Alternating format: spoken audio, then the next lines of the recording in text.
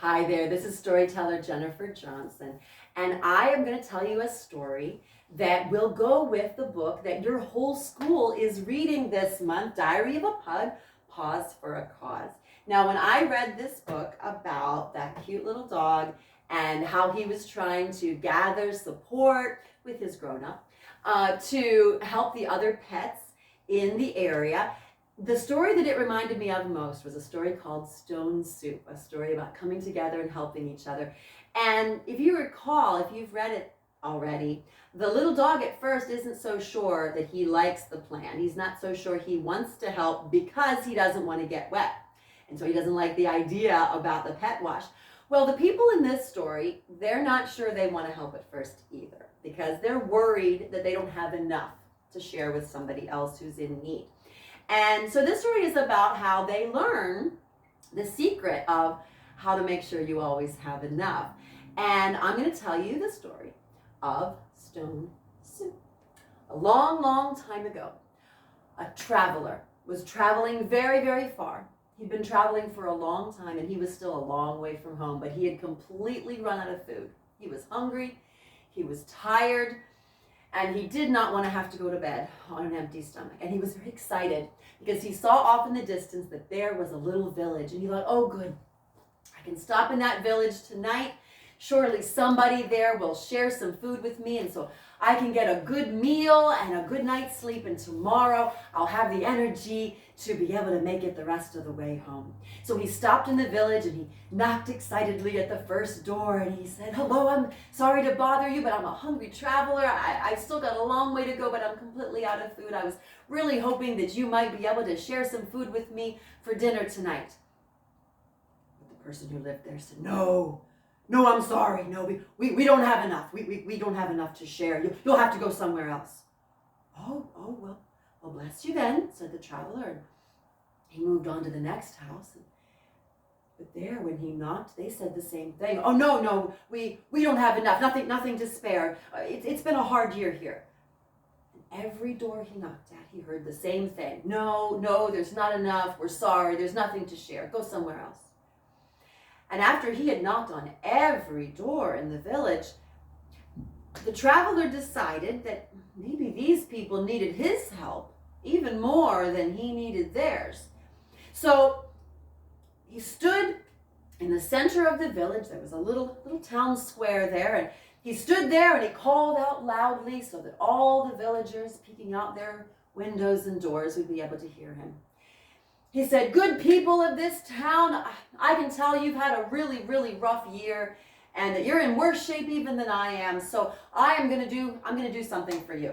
I'm going to teach you the secret of how to make soup from a stone. That's right, an ordinary stone from off the ground. And once you learn the secret of making stone soup, you will never have to worry about not having enough ever again. Well, when they heard this, the villagers all opened their windows wider and peeked out of their doors, and some of them even crept into the town square to listen closer to what this guy had to say. He said, all I need first is a big soup pot. I need a really big soup pot because I want to make enough for all of you. So the biggest soup pot you've got, and we'll fill it up with water from the well, and I will make you all the best soup you ever had from just a little old stone on the ground. Well, they brought the biggest pot they had, and they filled it up with water from the well.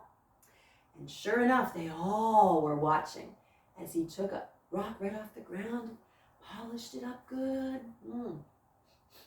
Yeah, this'll do, he said. And he popped it into the water and he stirred it up. He said, that is going to be really, really good. It's a shame you don't have any salt. I don't want to ask you for it because I know you guys have, you don't have anything to spare, but it would be a little better with some salt. Well, as soon as he said that, one of the housewives said, I think I have enough salt to spare for one recipe. Hold on.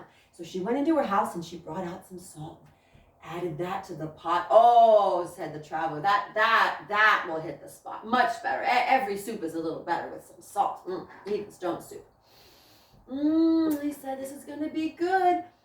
The villagers all crept closer to see if they could smell it, but they couldn't smell anything yet. And the traveler, he started to remember other times he'd made stone soup. He said, you know what, one time we made it, it was a cold night, and oh, we were all really, really hungry, but it was a big village, and some of them had some potatoes. And oh, it was a lot more filling with some potatoes. I mean, stone soup always tastes good. It'll fill you up really good if you had some potatoes, but I won't ask, because I know you guys have had a hard winter.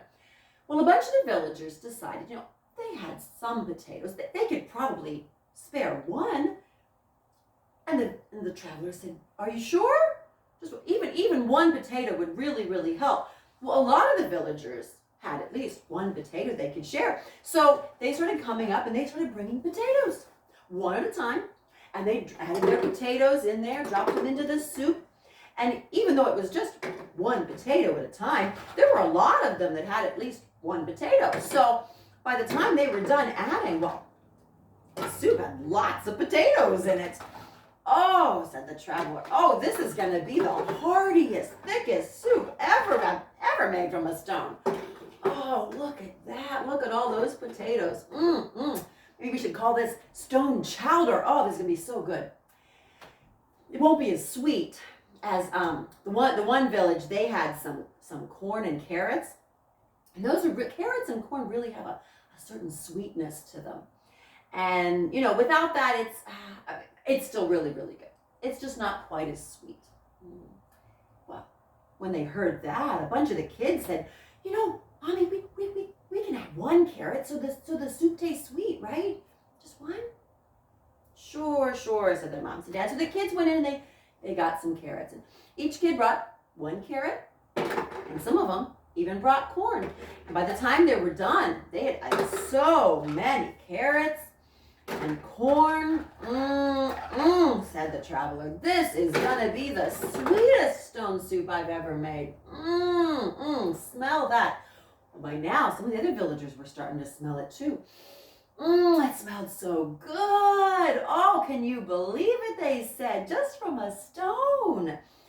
And he kept talking about how, the one time there was a farmer who'd grown mushrooms, and he had a few extra mushrooms to spare. That was good. Oh, so good. Well, one of the farmers in the village said, I could spare a couple of mushrooms, I suppose.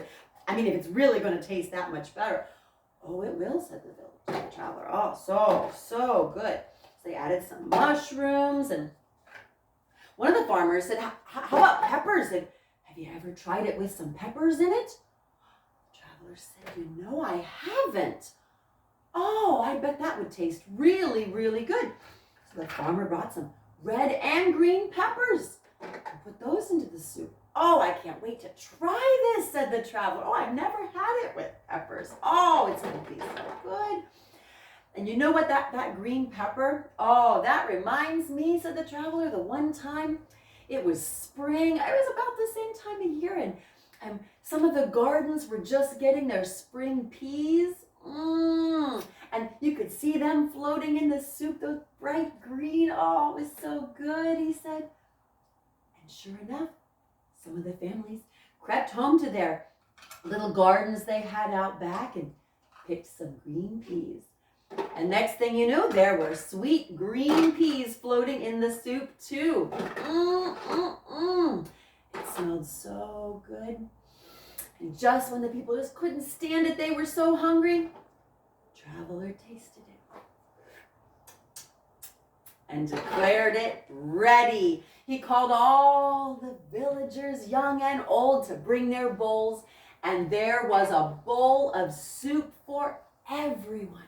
They all had their fill, and the villagers could not believe that they all got to share this wonderful meal made from a single stone. They couldn't believe it, they said. It must be magic, they said. And the travelers said, no, the stone was an ordinary stone. You saw me pick it up off the ground. The only magic of stone soup is the magic of sharing. When you learn to share what you have with those who have less, you'll find you never have to worry that there won't be enough for everyone. And that is the secret of stone soup.